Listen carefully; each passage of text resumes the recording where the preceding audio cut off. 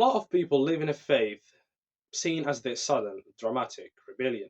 But for me, it was a slow, painful collision between two entirely different ways of looking at reality.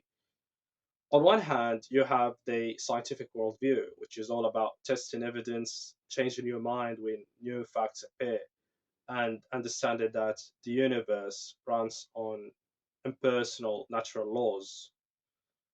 On the other hand, you have the traditional Islamic worldview, where truth is static, frozen in 7th century revelation, and you're expected to bend your mind to fit the text, never the other way around. So, when you start looking at the world through the lens of verifiable facts, the foundation starts to crack. And one of the biggest turning points for me happened when I stopped just reciting the text and actually start analyzing it like a historian. I started looking at what's so-called Jannah, the Islamic concept of paradise, and the more I read the Quranic descriptions, the more it hits me. This is this is not a transcendent universal eternity. This is a localized 7th century desert fantasy. And think where Islam was born, the Arabian desert, it was an environment of extreme scarcity. The sun was a threat, water was life, and shade was a luxury reserved for the lucky. And if you were a nomadic desert dweller, what did you crave more than anything else? You craved the exact opposite of the desert. And that is exactly what Jannah is engineered to be. And if you take a look in Surah Muhammad, verse 15, it literally promises rivers of water that never go bad, rivers of milk, rivers of wine, and purified honey. Or Surah Al Insan, where it describes believers sleeping on couches where they will see neither burning sun nor freezing cold, and the shade of the trees will hang glow over them. So, to a guy living in a tent in 630 AD, sweating under a brutal sun, eating dates and dried meat, being promised endless flowing streams, thick green shade, and green silk garments was the ultimate recruitment tool. It makes perfect sense for that specific geography, but if Islam had started in a freezing sub zero tundra paradise, would it be a place with cold shade and cold rivers? It would be a place with eternal warmth and fires.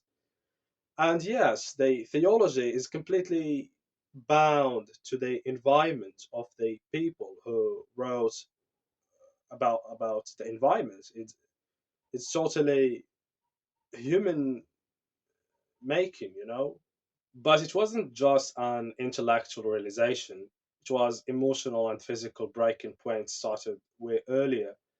And I recall very early on as a kid in 2010, I started studying at a traditional school. It's a mosque school, what we call a kitab. And I was just a kid back then. And that environment, it wasn't about spiritual alignment.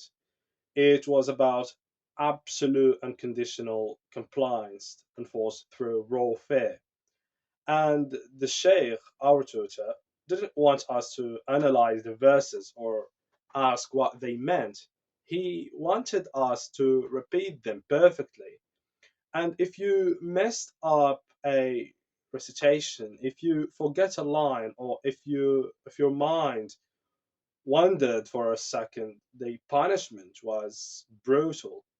And I watched that man hit a lot of students with sticks, slap them across the face, and use physical violence as a teaching tool. And when you spend years in an environment where divine law is paired with, with sticks and fear, you internalize something dangerous. You learn that God's love is conditional on your absolute silence, and that authority figures have the right to break your body to save your soul. And there is a personal anecdote I will never forget that night when the illusion completely shattered for me. And I was having an argument with my father. I thought he would be understandable, but the tension in the house had been building for months because I was changing. I was asking questions he couldn't answer, and he saw my doubts as a direct challenge to his control. And the argument escalated into a flash of pure uncontrolled rage. I didn't even see it coming. He lunged at me with a knife, striking me right across the face. I remember the initial shock, just cold steel hitting my skin. And then this immediate searing heat as the blood started pouring down. The night didn't end with a family talk or a prayer. It ended in the chaotic, blinding, fluorescent lights of an emergency room hospital bed. Yes, unfortunately. So when the system that are supposed to guide and protect you, whether it's the sheikh at the mosque or your own father at home, relying on blood blades to maintain their grip, the concept of a benevolent, loving, divine plan completely dissolves. Leaving Islam wasn't a phase, it wasn't me wanting to sin. It was a necessary act of psychological and physical survival.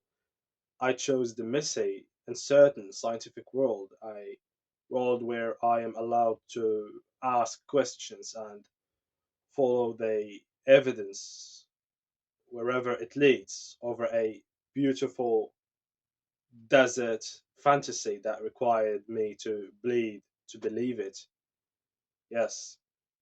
And look, if you want to understand the real history of Islam, you have to stop looking at the Prophet Muhammad as just a mystic in a cave and start looking at him through a purely secular political lens.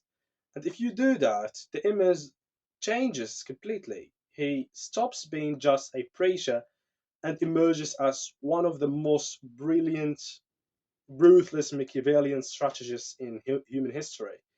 And he didn't just build a religion, he engineered a flawless system designed to seize, consolidate, and scale absolute power.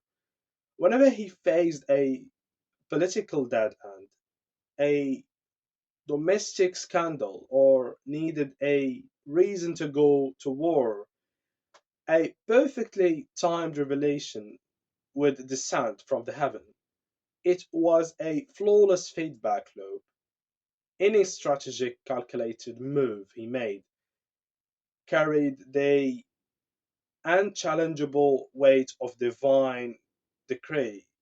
You couldn't argue with his politics because his politics were framed as God's will. And he knew exactly when to use calculated crudely, ordering the assassination of poets and critics who mocked him, and exactly when to show strategic mercy, like forgiving the elites of Mecca who persecuted him, turning his oldest enemies into lifelong debtors. And when people call him the ideal man, they mean it spiritually, but from a hyper pragmatic view of power, he is the blueprint for reaching the absolute top. He mastered the narrative, he adjusted his rules as his power grew, and he packaged his personal ambition as a noble mission. It's pure raw geopolitics, and it changed the map of the world forever.